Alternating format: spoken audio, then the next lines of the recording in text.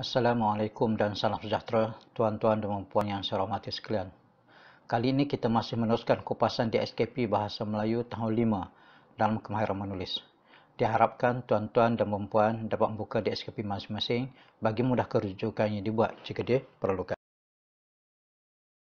Kemahiran menulis. Kemahiran menulis merujuk ke upaya murid menulis perkataan dan melahirkan idea melalui pelbagai jenis penulisan berkaitan ilmu pengetahuan dan pengalaman yang dia lalui. Yang menekankan penggunaan ayat yang gramatis, penggunaan tanda baca yang betul, tulisan yang kemas dan jelas, dan menggunakan kreativiti untuk menghasilkan penulisan berunsur pengetahuan dan imajinasi. Tuan-tuan dan puan, terdapat 3 standard kandungan dan 5 standard pembelajaran dalam kemahiran menulis tahun 5 SK dan SJK.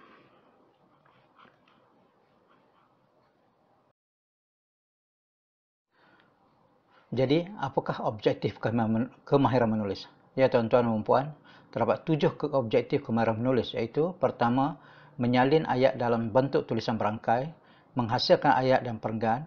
3, menulis jawapan pemahaman secara kritis dan kreatif.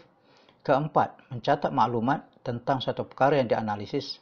5, menulis ayat dan perenggan yang diimlakkan. 6, merangka draft dan menghasilkan penulisan imajinatif dan deskriptif. Yang ketujuh ialah mengedit dan memurnikan ayat. Dalam standard pembelajaran pertama, iaitu standard pembelajaran 3.1.1, iaitu menulis ayat dalam perenggan secara mekanis dalam bentuk tulisan berangkai. Dalam standard pembelajaran ini, murid akan menerima ayat dalam tulisan berangkai yang diberikan oleh guru. Kemudian, murid akan meniru atau menulis tulisan berangkai tersebut semula, iaitu menekankan kepada tulisan mekanis yang lihat, tiru dan tulis. Standard pembelajaran 3.2.1 membina dan menulis ayat dan perenggan daripada bahan multimedia. Murid mendapat bahan rangsangan berdasarkan bahan multimedia, kemudian mereka membina ayat dan menulis ayat.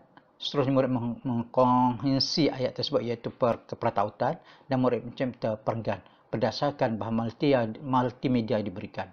Jadi murid akan merujuk bahan multimedia tersebut.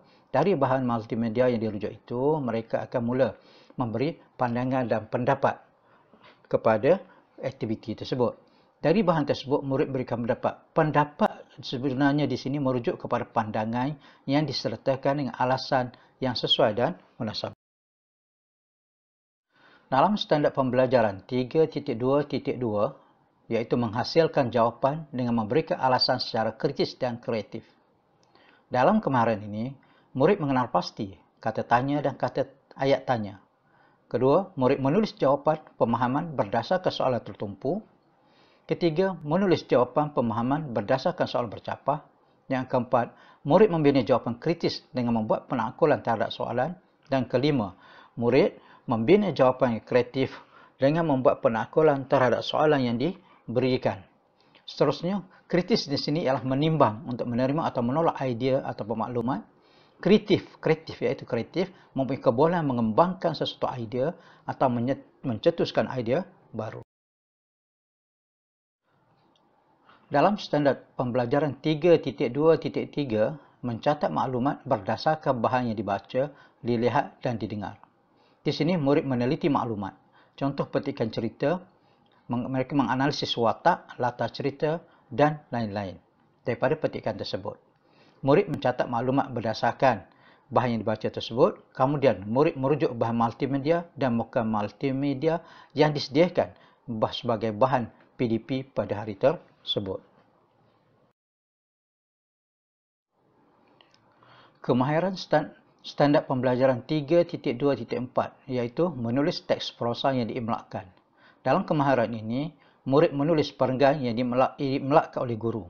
Melalui kemahiran ini, murid boleh dilatih kemahiran mendengar dengan betul dan menulis semula perkataan yang didengar sama ada ayat ataupun perkataan.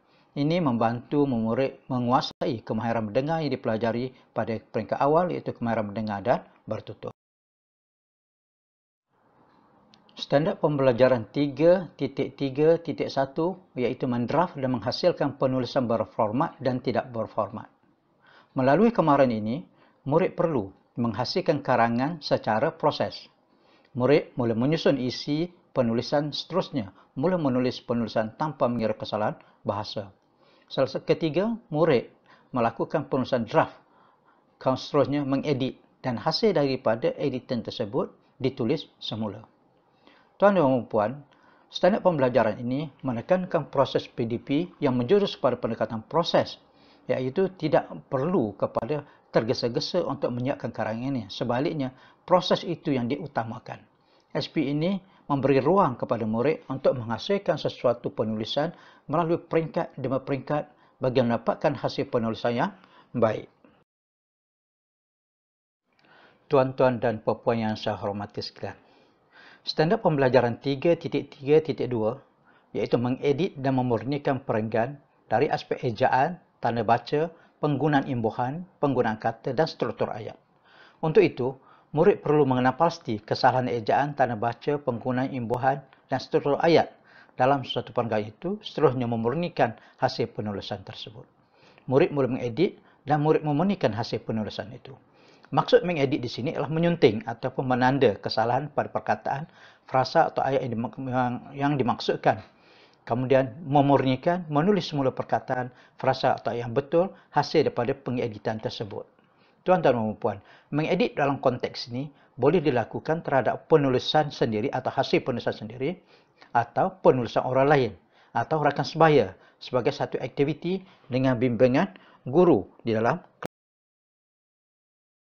Tuan-tuan dan puan-puan, bagi tahap penguasaan ataupun di bawah standard prestasi kemahiran menulis, tahap penguasaan masih lagi kita seperti kemahiran-kemahiran lain, iaitu tahap penguasaan 1, 2, 3, 4, 5 dan 6. Setiap tahap penguasaan ini, semuanya maklumat yang terdapat dalam standard prestasi ini adalah digenerik daripada standard pembelajaran kemahiran menulis. Kesemua tahap penguasaan 1 hingga 6, hampir sama maklumat yang terdapat di dalam standard operasi tersebut. Tetapi perbezaan segi tahap penguasaan, iaitu tahap sangat terhad, tahap memuaskan, tahap kukuh, tahap terperinci dan tahap 6, iaitu tahap sangat terperinci, konsisten dan menjadi model teladan. Di sini tuan-tuan puan akan lebih jelas jika melihat kepada standard prestasi yang terdapat di SKP. Walau bagaimanapun, untuk standard prestasi ini, untuk penilaian dalam bilik darjah, saya akan jelaskan dalam slot, khususnya slot penilaian bilik darjah PBD.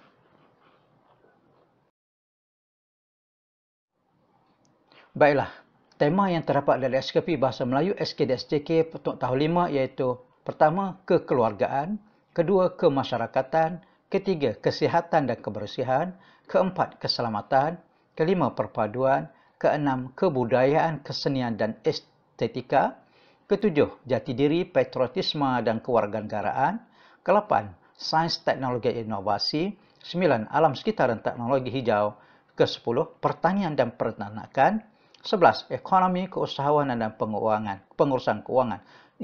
Terakhir ialah tema integriti. Terdapat 12 tema integriti ini untuk tahun 1 hingga tahun 6. Terpulang kepada penulis, terpulang kepada guru untuk menulis atau menggunakan tema-tema yang disediakan dalam DSKP ini. Dan tema ini tidak dihadkan untuk tahun 1 atau tahun 2 atau tahun 3. Sebaliknya, tema ini terbuka untuk tahun 1 hingga tahun 6. Walau bagaimanapun, untuk memudahkan guru, penulis buku teks telah menyenaraikan tema mengikut tahun. Ini tidak menjadi satu kesukaran untuk guru memilih tema-tema yang sesuai dengan murid untuk diajar. Sebagai penutup, sebelum saya tutup slide ini, sekali lagi saya mohon tuan-tuan puan maklumkan berapakah kemahiran menulis yang perlu dikuasai murid. Baik, puan yang di hadapan saya ini, berapakah jumlahnya? Ya, puan-puan, terdapat 3 standard kandungan dan 5 standard pembelajaran dalam kemahiran menulis untuk di SKP tahun 5 SK dan SJK. Bagus puan. Baiklah, tuan-tuan dan puan, diharapkan dapat memahami penjelasan yang diberikan dalam slide ini dan dapat melaksanakan kandungan kurikulum di bawah kemahiran menulis dengan betul seperti dihasratkan dalam standard pembelajaran. Kemahiran menulis tahun 5 SK dan SJK. Untuk itu, saya sudahi dengan ucapan terima kasih.